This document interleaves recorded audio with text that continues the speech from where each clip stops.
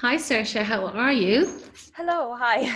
Thank you so much for doing this at the last minute. I want to welcome you first and foremost to the Countess Conversations. This is a special live edition looking at campus capture.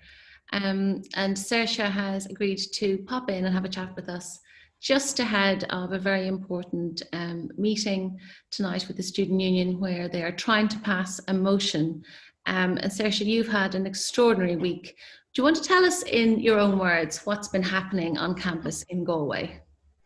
Okay, so my involvement in this really started last Monday when I saw a fellow class rep in the NUI Galway Student Union was going to propose a motion that on the surface appeared to be about extremism. So it appeared to be about banning very fringe political organizations and groups, but on closer inspection, it's very obvious that it was targeting groups and individuals that the proposer of the motion didn't agree with. So they've lumped in like Radcliffe and the Irish Women's Lobby with like far right parties in Ireland and stuff. It's very broad what they've picked, and basically what they've done then is said, okay, and any other organization or individual we deem to be hateful or discriminatory. So it's a very broad motion. I saw the problem with this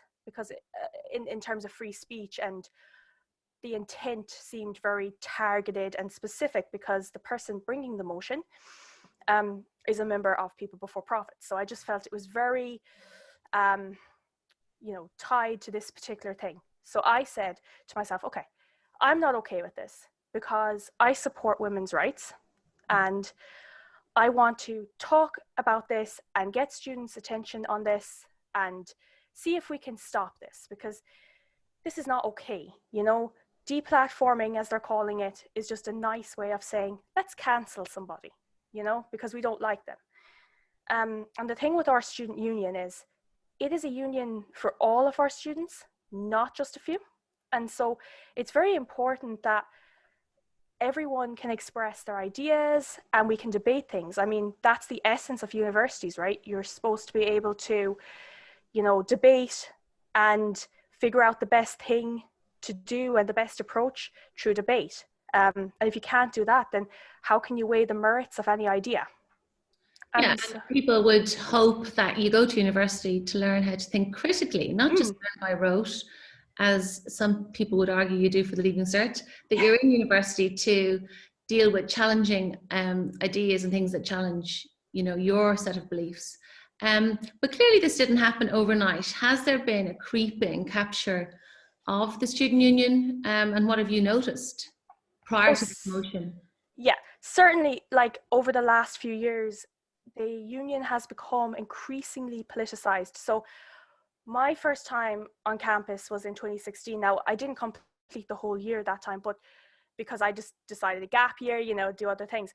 But even the union that were in place then and the union in 2017, 18, they weren't as political, but I've noticed this huge push in our college to have a leftist takeover of the union, as they're calling it. So trying to get people elected into the union that subscribe to a very particular ideology. But that's not good, because what it has done is, I've noticed over the years, students are less likely to engage with the union overall. So that's obviously that's not the intention, right? You're supposed to be trying to get as many people in. And so that's why it's very concerning what is happening here. And specifically in the last week, when this motion was organised, and you've obviously stood firm. And I just want to say, before we continue, we're all incredibly proud of you. It takes such guts and such courage to do what you're doing. And we've just all been cheering you on, really, from the sidelines. We've seen this been played out in social media. And yeah, we're behind you, and we think what you're doing is amazing. But it has come at huge personal cost to you. What has been the fallout? Like, how has the last week, what's happened in the last week in terms of, well, you've had a deluge of abuse, really. but also, secret messages of support. So what has happened with regard to, your friends and your peer group in college?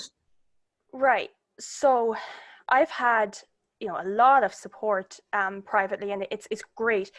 The fallout in college is that, you know, people see it as, oh, okay, this is controversial now. Let's just stay away. Let's not get involved with this person. Um, and so there's a lot of people saying nothing, which is kind of scary in itself. There's people obviously very, very against me. And of course, there's people supporting me. But I think that the thing about this is you have to have a very thick skin, and kind of the only things that have really affected me are when it touched my personal life, in the sense of people I thought would have my back didn't.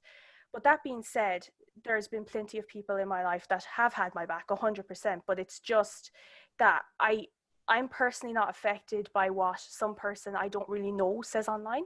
Like, that doesn't bother me. And maybe that's why I've been kind of able to stand up to it. It's only when I find that I don't like lies being spread about me, or stuff like that, or assumptions being made that aren't true. But of course, this is the age of the internet, right? You can't really avoid that, no matter what side of the debate you're on.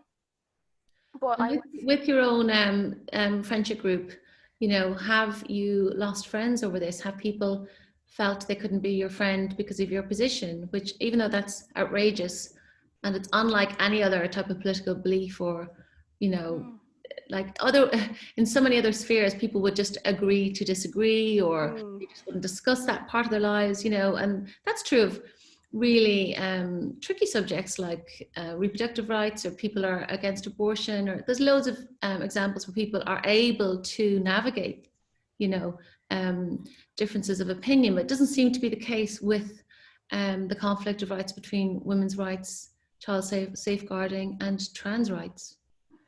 No, there's certainly been a distancing, I suppose distancing is the right word, of people who were closer to me, kind of moving away, kind of like, no, we're not going to deal. And those that have stuck by me have, experienced some flack as well. So it's kind of gone very quiet in my peer groups, and very kind of, I guess the only word is cold, I suppose. But I'm trying to just keep going, and do everything that I was doing in the college before, until unless there's a direct kind of, you need to get out of this, I'm going to keep doing everything I did before, and kind of ignore that cooling effect that I'm experiencing. And, just kind of those that have decided that, no, they don't want to associate with me anymore. Okay, there's nothing I can do about that. It's unfortunate, because it's like you say, it's not like any other belief, which is so unique about this debate. Like, how it's so different, I really don't understand. And how people can't say, let's just respectfully, just leave it at that, and not debate this because we clearly disagree. But I also think that there has been, from some of my peers, like subtle support on social media as well, which is, it's subtle and it's kind of timid, but it's nice to see that there is people actually doing that. But yeah, like behind the scenes, I've definitely got some unpleasant messages too. But I just think that we can't really focus on that yes, there is a personal cost in doing this, but women's rights and girls' rights are more important to me. And when you did speak out, and you did a brilliant tweet one of the days saying, call me whatever you want, call me a TERF, call me, this is what I believe in. Did you get support from behind the scenes with regard to that, like, brilliant statement? Yeah, that was more controversial than what I said initially, because there was two camps there. There was you're an actual fascist? Really? You're a TERF? God, you're admitting to these labels? You want these attached to you? Like, completely missed the point of the tweet, people. And then there was yes, that is so true. You are so right. Well done, you. So yeah, it was very two campish like that. But what I've been doing, I suppose, in the last few days is I'm not really focusing on the negativity. I'm trying not to. I'm trying to just say, okay, you don't have a good opinion on this, right? Fine. I'm just going to just not engage there anymore, because it's hard enough, say, seeing it all publicly play out Privately, I don't really need that, you know. I would say you mustn't and you shouldn't underestimate the power of what you've done. Um, because even people who don't overtly join your cause or your position will feel empowered by seeing you stand up with your head above the parapet and say what you're saying. And I also think all those kind of mantras, you know, trans women are women, Mm, people say them in an unthinking way, but when someone stands up and says, actually, you can't change sex, you know, there is a conflict. If any man at any time can identify as a woman and access our intimate spaces, clearly there is a conflict. mm, And it's when people say these things out loud that I think the silent majority, um, it resonates. They think, mm. yeah, that's true. Actually, that is what I believe. Do you think that your cohort in university have been fully indoctrinated into gender ideology and really genuinely believe it? Or do you think it's kind of, you know, especially that age where we just want to identify with a group, and if we think the group thinks X, then we think X? Do you think, which is it, do you think people are genuinely true believers in this new religion, or do you think it's kind of safer to be part of the herd? And, you know, and that's human nature, and it's particularly human nature for students, I think, as well. Yeah, I think that in that it's nuanced. I think there are genuinely people who believe it because, I mean, if academics and their lecturers and all this are saying this stuff, like if really smart people believe this and they're reading about this in books and in papers that are academic, then it must be so. You know, it has to be, you know, the way, because obviously if the smartest people are thinking this, then surely. And then I do think as well, there is people who they just want to fit in, right? Like, I mean, trends and that, of course, especially among younger people, I think it's more common. You want to fit in with your peer group, and you want to feel like you belong, and so you'll go along with this because it's easier. And then of course there are the students like me, maybe not so public, but saying, yeah, I don't really agree with this at all. I'm just not going to have anything to do with it, you know, just going to avoid this on my campus as much as possible. Yeah. Just get my degree done and get out of here. But I think that's sad. That saddens me that you know, they're afraid to speak up, and so they just kind of keep the head down, and therefore don't really probably have as full a life on campus as they would have done, because they can't challenge the dominant you know, narrative on campus, Mm. because that to do that is to be outcast, so they just kind of keep a low profile. And I think that is probably an invisible impact of all of this. You said about oh yeah, well, I loved what you said about it's a bit nuanced, and I always think back to how it must have been, you know, in 50s, 60s, 40s, 50s, 60s Ireland, where presumably some people were very, very religious and extremely conservative Catholics, and did believe that every woman who got pregnant after unprotected sex, even though you couldn't get contraceptives, and got pregnant, she should end up in a laundry or in a home. But I'm sure there was a huge swathe of people who felt, oof, don't know if I agree, but I'm just gonna keep the head down. You know, there's you know, I just want to have an easy life, or I don't want to speak up. But with this, I think your bravery means other people will be emboldened, I think. I think it shouldn't be underestimated. When you said about, you know, you think there is a huge swathe of your cohort who are the true believers because it's been taught in the academy. Mm. Do you mean specifically humanities? The like humanities faculties have been captured, where people are reading Judith Butler and, you know, reading all this, really a system of beliefs as fact, aren't they? They've been taught. Are they being taught it, do you think, as fact? I think that while there are some, I suppose I can only really speak in terms of NUI Galway's Yes. lectures. Yeah. Like there are some very good lecturers there who offer you like all the offerings, you know, like left wing, right wing, all this kind of stuff.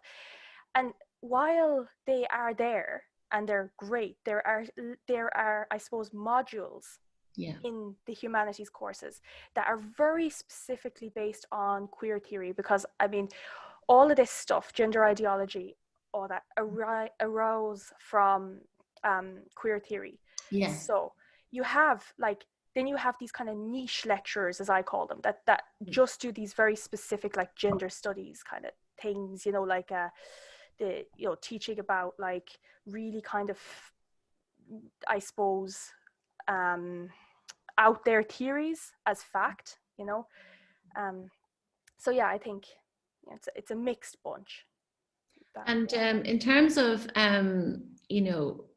you standing up in the face of this motion and your bravery, I mean, was most of the abuse that you got online and in real life, do you feel it was misogynistic? Do you feel like this is an excuse to, there's almost a gleefulness sometimes, isn't it, from some quarters, particularly from young men? I mean, it's quite depressing to see how, the same young men that are smearing and condemning women who speak up would be the ones years ago in a seminary in Maynooth, or shouting down from the pulpit. It's extraordinary. They don't see themselves in that way, of course. They think they're progressive social warriors.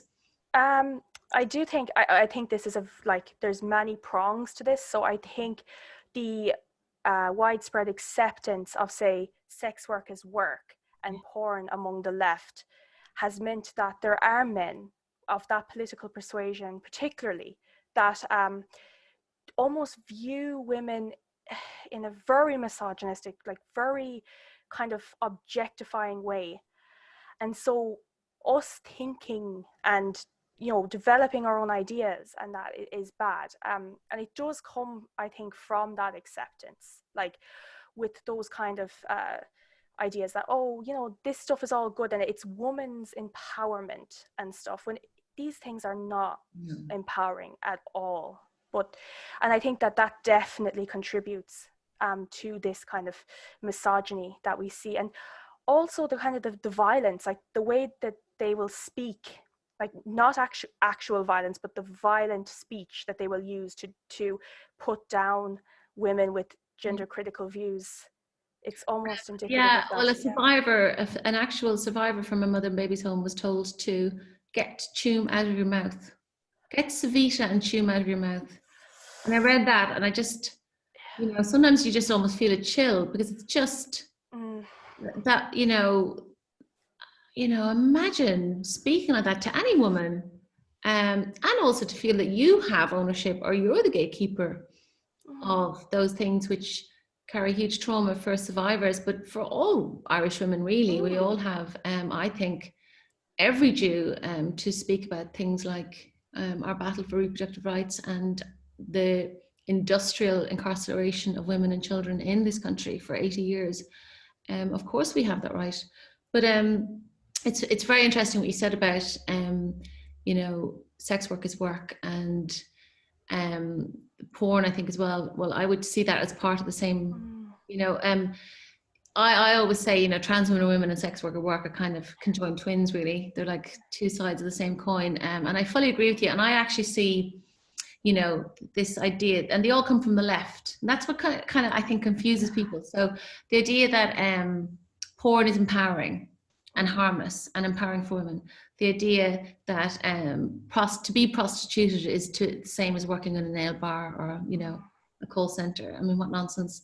And that trans women are women. And I see them as they're basically wedges. They exist to splinter the left, women in the left, and to actually, in a way, push out the strong, critical thinking ones, like yourself. You, I'm sure, don't feel any part of that. But I also think, before you got involved in this particular thing, were you a feminist in terms of being a liberal feminist, or were you always more aware of kind of the structures? Okay, so myself personally, I was initially a lib fem, and then for me, I started hating feminism. because of what it had come to represent. I didn't know anything about, say, kind of the radical feminism where, you know, at least they're talking about women, because what had happened with the liberal feminism was it was really starting to center men and saying that, you know, feminism isn't sexist.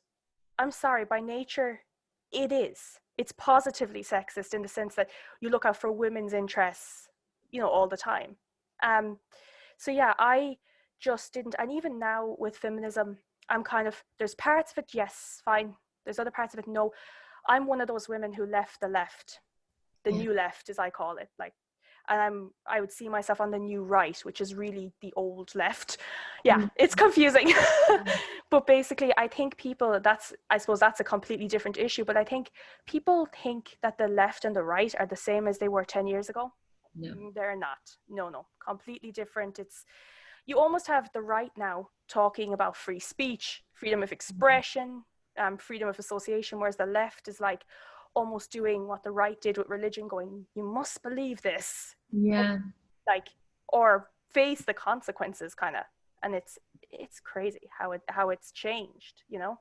Yeah, and I don't think people are necessarily aware of that, you know. And I even find it outrageous that we are often scolded that we're not pure enough and we need to be more left. And not only is that terribly insulting, but I also think, well, all of this is coming from the left. It's assault on womankind, which is both ontological and existential, and is literally bringing us back to before the first wave, to when we have to fight for our own public toilets that are safe, or our own definition as, you know, I mean, the Irish government has reordered society to such an extent that we have a sex class called woman, which includes some men who identify as women. And all of this has come from the left. So yeah, I think you're right. I think people necessarily aren't aware that this is where it's coming from, and that authoritarianism as well, which people don't assume comes from the left. But there have been leftist regimes, of course there have been, which were authoritarian. So in terms of what has happened to you, what has been their tactics that they use to try and silence you? And how have you dealt with that? The tactic is pretty much they try to make you feel like you're wrong. Yeah. But I think if you can think critically, you can see their arguments, I mean, I suppose in an academic sense, are like false equivalencies. You know, they draw on things that just don't fit together at all. The tactics, I suppose, as well, it's just very organized. It's making you feel like you're alone, right? It's making a climate of fear so that people are afraid to stand up publicly and say, yeah, I actually agree with her. And so it makes you feel alone, whereas you feel like they're a collective and they're together, because that's actually one thing that far leftists do really well. They look after their own. No matter how silly a person's statement is, they'll back it up 110% and make it feel like you are the idiot, you're on your own, when really, of course you're not. I mean, when you take this outside the academy, like the general public, like agrees with everything we're saying here, like tonight, you know, like this idea. I fully agree with you. Yeah. I really strongly believe that if we can just bring sunlight onto these preposterous ideas, that 9 out of 10 people in Ireland know you can't change sex, and know that sex matters when it comes to things like hospital wards, prisons, toilets and changing rooms and sports teams.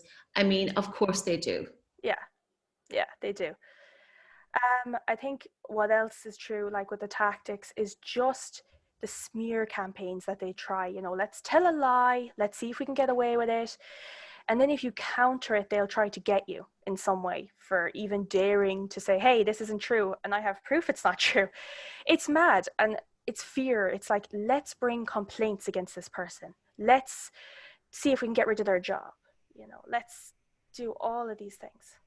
You know? And just going to your own, I mean, it's very clear to me that you have gone through the classic gender critical trajectory of, you know, you fall down the rabbit hole, you read and read and read and read, you come up for air, And once you see, you cannot unsee. Yeah.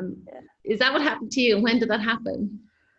Um, When did it all twig? When did you realize, oh, actually, this is all in kind of, we're being managed essentially? yeah, I think it was just parts of it for me that just never sat, like the they them pronoun stuff, all that stuff. It just, none of it made sense. Like, I thought that, say, like genders, the kind of gender ideology were just really nasty stereotypes. It was that kind of stuff. It was like slowly over time I was like, hang on, this is just a really silly stereotype. It's like, I'm non-binary because I like motorbiking and going to the nail salon. It's like, no, that's Your okay. personality.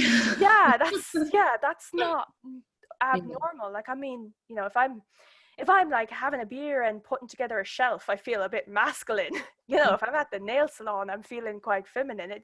It's normal. Like, and so that for me was a thing. And then I thought I was pretty much on my own. And then I found this ridiculous kind of funny video by somebody called Hunter Avalone.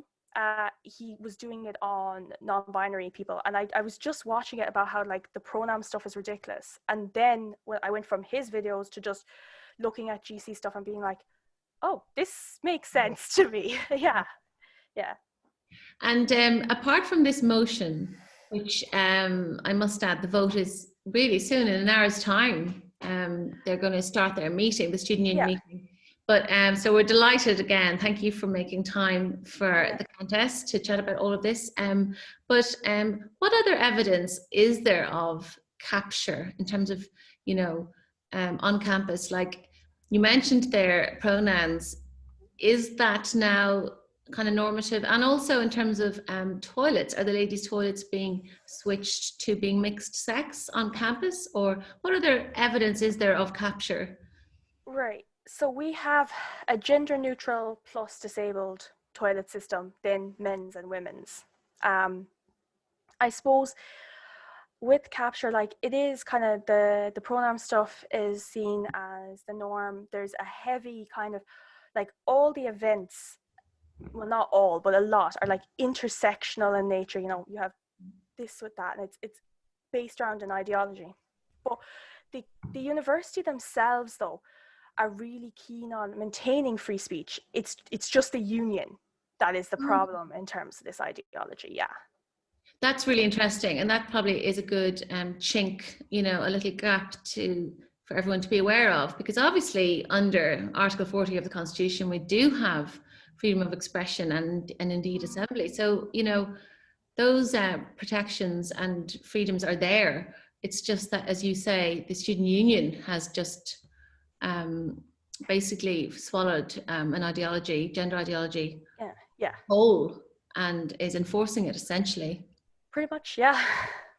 And what will happen? So in an hour's time, the meeting will start. And you were telling me earlier it's going to be 4-hour long meeting. Well, yeah, approximately, like, just estimating that based on the length, like how many motions there are. So what happens is if it passes, they can deplatform any individual or organization they don't like. Mm-hmm. That's pretty much how it works. Now, I mean, we're hoping it won't pass, and we're hoping, there'll be a debate and it will be shot down. But with these things, anything can happen. You just don't know. So, which was why I was so outspoken about it, because people had to be aware, had to write to their SU and tell them how unhappy they were, so they could know that a lot of people were not okay with this. And in terms of your organising in the past week, like what effect has it have you mobilised people to get behind your position? And you said to me that like the class reps are the ones that will vote, but then it's obviously about trying to influence the other class reps, isn't it? It is. And my whole idea was, okay, I'm going to just make this as public as possible so people will hear about it, and to convince people that way. Of course, I have heard, like behind the scenes, oh, I'm going to go against it, but that's just, kind of behind the scenes kind of stuff. But really my whole strategy from day one was, let's just make a big stink about this and tell everybody what's happening, so that they can be aware, you know, and maybe then that would help the reps as well, you know, to realize this is a problem. Yeah, I think that's the right way to do it. I think that if you can manage to get a critical mass, then people feel emboldened and brave like you. But I won't keep you any longer. It was such a pleasure to talk to you today. I absolutely salute your courage, as do all of us at the Countess. And we wish you the very, very, very best of luck at 6:30. Thank you. And let us know how you get on. Oh, of course, it'll be on my Twitter at Saoirse Connolly 1. So you can check it out there. Thank you so much, Saoirse. Thank you. Take care. Good luck tonight. Good night, laugh. Bye. Bye.